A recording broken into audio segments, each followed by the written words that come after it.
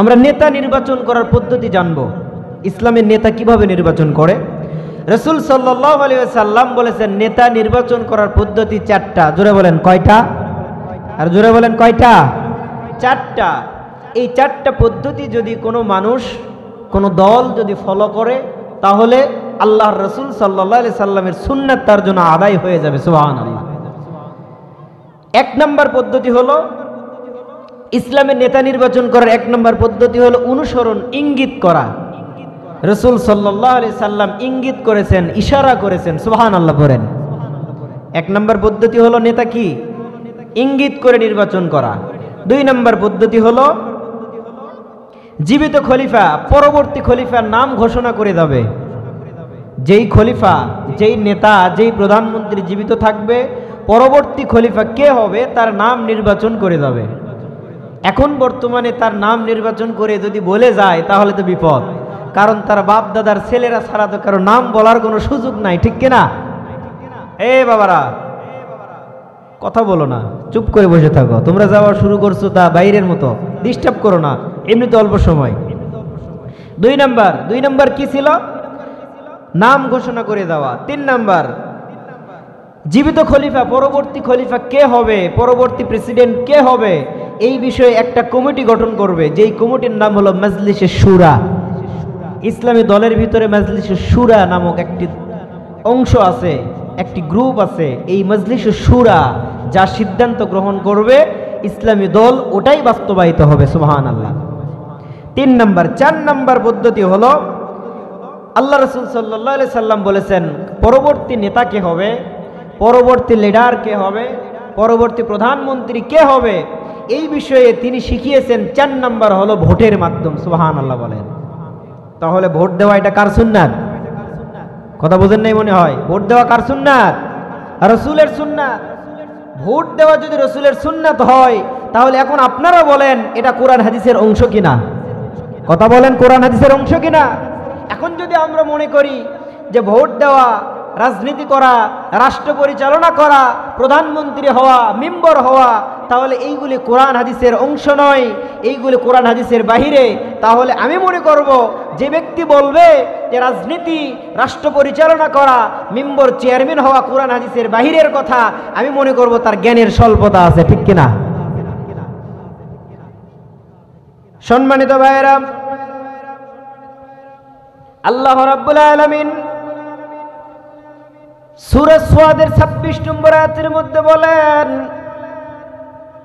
ইয়া দাউদ ইন্না জাআলনাকা খলিফাতান ফিল আরদ ফাহকুম বাইনান নাসি বিল হক ওয়া লা তাত্তাবি'ল হাওয়া ফায়ুদিল্লাকা আন সাবিলিল্লাহ ইন্নাল্লাযীনা ইয়াদিল্লুনা আন সাবিলিল্লাহি লাহুম আযাবুন শাদীদুম বিমা তাসু ইয়াউমাল হিসাব। আল্লাহ রাব্বুল আলামিন বলেন, হে দাউদ শোনো শোনো, আমি তোমাকে খেলাফতের দায়িত্ব দিয়েছি, আমি তোমাকে রাষ্ট্রের দায়িত্ব দিয়েছি, আমি তোমাকে প্রেসিডেন্টের দায়িত্ব দিয়েছি, প্রধানমন্ত্রী বানিয়েছি। ও দাউদ, তার মানে এটা নয় এই দুনিয়াতে তুমি রাষ্ট্র পরিচালনা করবে, এই দুনিয়াতে তুমি দেশ পরিচালনা করবে, এই দুনিয়াতে তুমি আইন প্রণয়ন করবে, প্রত্যেকটা আইন তোমার মন গড়া মতো পরিচালনা করবে, তা হবে না। দুনিয়াতে যে আইন পরিচালনা করবে, দুনিয়াতে যে রাষ্ট্র পরিচালনা করবে, দুনিয়াতে পার্লামেন্টে যে আইন পাশ করবে, দুনিয়াতে যে সংবিধান তুমি চালু করবে, প্রত্যেকটা সংবিধান যেন আল্লাহর হুকুমে চালু হয়। যদি আল্লাহর হুকুমে বিধান তুমি চালু করতে না পারো, সংবিধান যদি প্রণয়ন করতে না পারো, ও দাউদ শুনে রাখো, এই দুনিয়াতে কিন্তু তোমার জন্য কঠিন শাস্তির ব্যবস্থা করা হবে।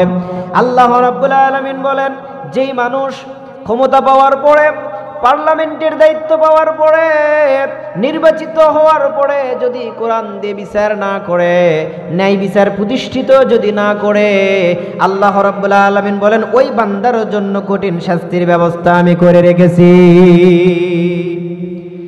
আল্লাহ রাব্বুল আলামিন হযরতে দাউদ আলাইহিস সালামকে বললেন, ইয়া দাউদ ইন্না জাআলনাকা খলিফাতান ফিল আরদি ফাহকুম বাইনান নাস বিল হাক্কি ওয়ালা তাত্তাবি'িল হাওয়া।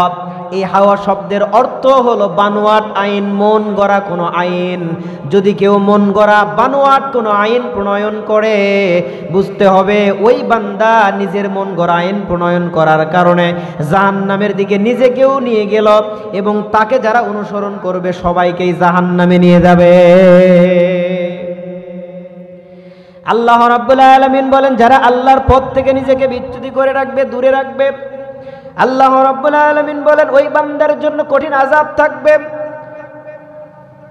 যারা আল্লাহকে অনুসরণ করবে না, আল্লাহর দেওয়া সংবিধান পবিত্র কোরআনুল কারীম, আল্লাহর দেওয়া সংবিধানকে তারা অনুসরণ করবে না, এর উপরে আইন বাস্তবায়ন করবে না, আল্লাহ রাব্বুল আলামিন বলেন ওই বান্দার জন্য কঠিন জাহান্নামের আযাবের শাস্তি আমি রেখেছি। এরপরে আল্লাহ রাব্বুল আলামিন সহিহ মুসলিম শরীফের 4430 নম্বর হাদিসের মধ্যে বলেন, কিয়ামতের দিন এমন এক শ্রেণীর মানুষকে দাঁড় করানো হবে, এমন এক শ্রেণীর লিডারকে দাঁড় করানো হবে যারা দুনিয়াতে বিশ্বাসঘাতকতার দায়িত্ব পালন করেছে, মানুষের সঙ্গে বিশ্বাসঘাতকতা করেছে, ন্যায় বিচার প্রতিষ্ঠিত করে নাই, সাধারণ মানুষের সঙ্গে দুর্নীতি করেছে, সাধারণ মানুষদেরকে ঠকিয়েছে, মানুষদের দেওয়ার নাম করে নিজে আত্মসাৎ করে ভোগ করেছে। এমন নেতা আছে না নাই? আল্লাহ রাসূল সাল্লাল্লাহু আলাইহি ওয়াসাল্লাম বলেন, কিয়ামতের দিন তাদের স্তর হবে স্তর। যে যেমন বিশ্বাসঘাতকতা করবে তার তেমন স্তর দেওয়া হবে। যেমন করে সিঁড়ি সাজানো হয়, ধাপে ধাপে করে সিঁড়ি উত্তোলন করা হয়, এই বিশ্বাসঘাতকদের জন্য কিয়ামতের দিন আল্লাহ রাব্বুল আলামিন তাদের জন্য স্তর রাখবেন, আর প্রত্যেকটা স্তরের জন্য তাদের আলাদা আলাদা স্তর ভিত্তিক আযাবের ব্যবস্থা রেখেছে। আল্লাহ রাব্বুল আলামিন সূরা আশ-সাজদার 24 নম্বর আয়াতের মধ্যে বলেন, وَجَعَلْنَا مِنْهُمْ أَئِمَّةً يَهْدُونَ بِأَمْرِنَا لَمَّا صَبَرُوا وَكَانُوا بِآيَاتِنَا يُوقِنُونَ। জোরে জোরে বলেন আল্লাহু আকবার। আল্লাহ রাব্বুল আলামিন বলেন, হে দুনিয়ার মানুষ, তোমরা শোনো শোনো, তোমাদের মধ্য থেকে আমি অনেক নেতা বের করেছি, তোমাদের মধ্য থেকে অনেক লিডার পারসন বের করেছি, নেতৃত্ব দেওয়ার মতো অনেক মানুষদেরকে আমি বের করেছি। তোমাদের মধ্যে যদি 10 জন ব্যক্তি থাকে, তার মধ্যে একজন নেতা হওয়ার যোগ্য ব্যক্তি আমি দান করেছি। সুবহানাল্লাহ বলেন। তোমাদের মধ্যে যদি 3 জন ব্যক্তি থাকে, একজন হবে নেতা। তোমাদের মধ্য থেকে অসংখ্য নেতাকে বের করেছি, আর এই নেতারা বের হওয়ার পরে তারা যদি আমার আদেশ মেনে সৎ পথে নিজেদেরকে পরিচালনা করে, অন্যদেরকেও যদি সৎ পথে পরিচালনা করার জন্য তাগিদ করে, নিজেরা সৎ পথে চলার জন্য যে জাযা আল্লাহর কাছ থেকে পাবে, আরেকজন সৎ পথে চলার কারণে তার জাযাও আল্লাহ তাআলা তার আমলনামায় দান করে দিবে। আল্লাহ রাব্বুল আলামিন বলেন, ওয়া কানু বিআয়াতিনা ইউকিনুন। আমার কিছু নিদর্শনাবলী রয়েছে, আমার এই নিদর্শনাবলী যদি তোমার ওই দুনিয়ার নেতারা মানে, দুনিয়ার ওই লিডাররা যদি আমার নিদর্শনগুলি, আমার রহমতগুলি, আমার আইনগুলি তারা যদি বাস্তবায়িত করে, আল্লাহ তাআলা বলেন ওই বান্দার জন্য জান্নাতের উচ্চ মাকাম রেখে দিয়েছি। এরপরে আল্লাহ রাব্বুল আলামিন সূরা হজের 42 নম্বর আয়াতের মধ্যে বলেন, الذين إن مكناهم في الأرض أقاموا الصلاة وآتوا الزكاة وأمروا بالمعروف ونهوا عن المنكر والله عاقبة الأمور।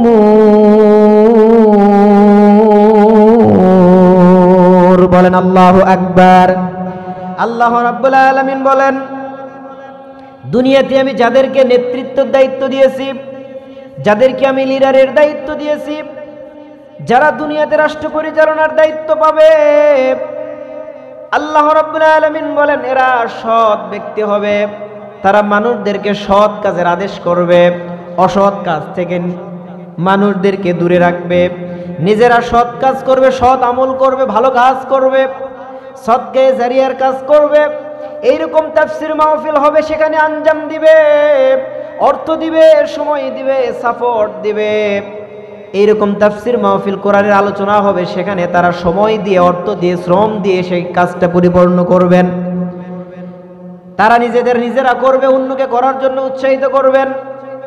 তারা অকাম করবেন না, বদকাম করবে না, অন্যায় করবে না, অশ্লীলতার কাজে নিজেকে জড়াবে না, নিজেকে অসৎ কাজের মধ্যে জড়িত রাখবে না। নিজেরা ভালো কাজ করবে, অন্যকে ভালো কাজের জন্য তাগিদ করবে, নিজেরা অশ্লীল কাজ থেকে, পাপের কাজ থেকে দূরে থাকবে, সাথে সাথে কর্মীদেরকেও ওই কাজ থেকে দূরে থাকার জন্য তাগিদ করবে। সুবহানাল্লাহ বলেন।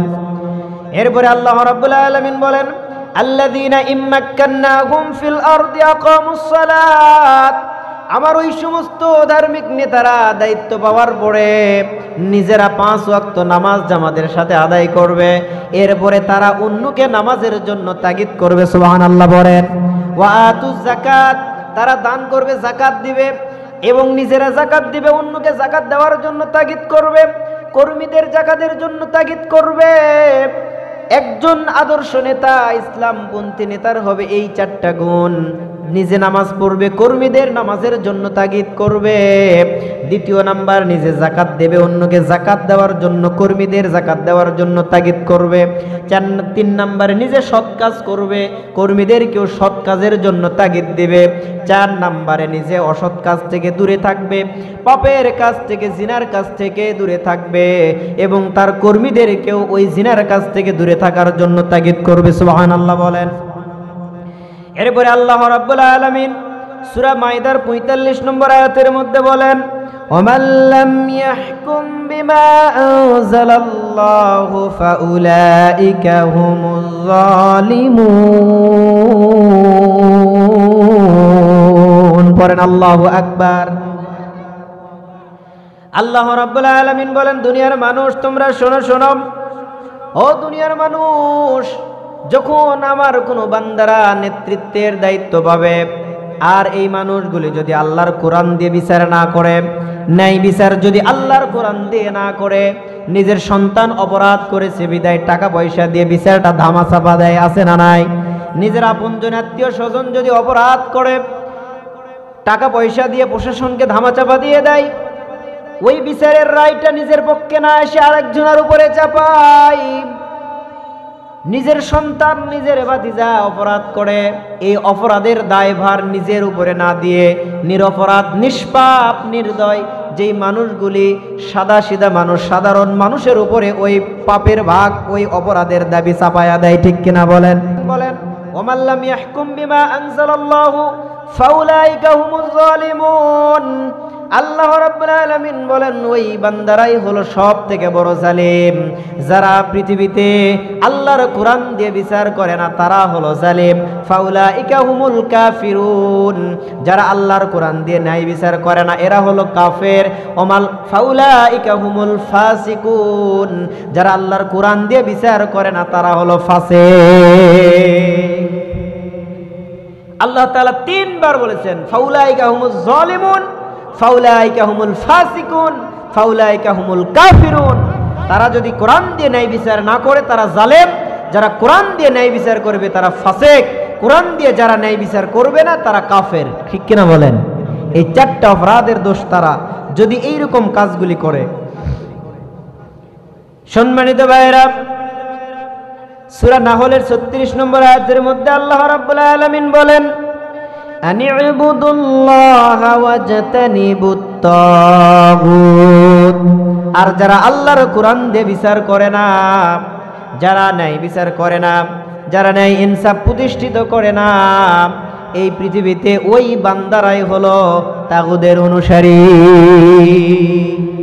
যারা নিজের মন গড়া বিচার করে, যারা নিজের মন গড়া পার্লামেন্ট চালায়, নিজের মন গড়া দেশ চালায়, যারা বলে রাজনীতির জন্য কোরআন দরকার নাই, যারা বলে রাষ্ট্র পরিচালনার জন্য কোরআন নাই, আল্লাহ তাআলা বলেন আনি'বুদুল্লাহ ওয়াজতানিবুত তাগুত, ওই সমস্ত বান্দারাই হলো তাগুদের শয়তানের অনুসারী। কথা কোন ঠিক কিনা? আমি কি কোরআনের বাইরে বললাম না কোরআন থেকে বলছি? কথা বলেন, কোরআনের বাইরে বললাম? প্রত্যেকটা কথা আমি কোরআন থেকে কোট করেছি, আয়াত নাম্বার সহ আমি আপনাদের কাছে বললাম। এরপরেও যদি আপনারা বলেন যে কোরআন থেকে কথা বলা এইগুলি আপনার জন্য রাজনীতি হয়ে যায়, তাহলে আমি এখান থেকে তওবা করে দূরে সরে চলে যাব। সম্মানিত ভাইরা, আল্লাহ রাসূল সাল্লাল্লাহু আলাইহি সাল্লাম তিনি কিন্তু প্রেসিডেন্ট ছিলেন, ঠিক কিনা? তিনি প্রধানমন্ত্রী ছিলেন। হযরতে আবু বকর সিদ্দিক তিনিও প্রধানমন্ত্রী ছিলেন, প্রেসিডেন্ট ছিলেন। হযরতে আমিরুল মুমিনিন হযরতে ওমর ফারুক রাদিয়াল্লাহু তাআলা আনহু তিনি কি ছিলেন? অর্ধ পৃথিবীর খলিফা, অর্ধ পৃথিবীর নেতা ছিলেন। এখন আপনারা বলেন তো, যারা খলিফা হয়, যারা প্রেসিডেন্ট হয়, অর্ধ পৃথিবীর খলিফা হয়, নেতৃত্ব দেয়, আসলে এইগুলি কি কোরআনের বাহিরে, হাদিসের বাহিরে না ভিতরে? ইসলামের বাহিরে না ভিতরে? সম্মানিত ভাইয়েরা, আসলে যদি আমাদের কোরআন সম্পর্কে ন্যূনতম জ্ঞান না থাকে, ন্যূনতম শিক্ষা যদি কোরআন সম্পর্কে না থাকে, ইসলাম সম্পর্কে না থাকে, হাদিস সম্পর্কে না থাকে, তাহলে আমাদের মুখ দ্বারা, আমাদের কথাবার্তা দ্বারা, আমাদের বক্তৃতা দ্বারা শুধুমাত্র কোরআনের বিরোধী বক্তব্যই বের হবে, ঠিক কিনা বলেন?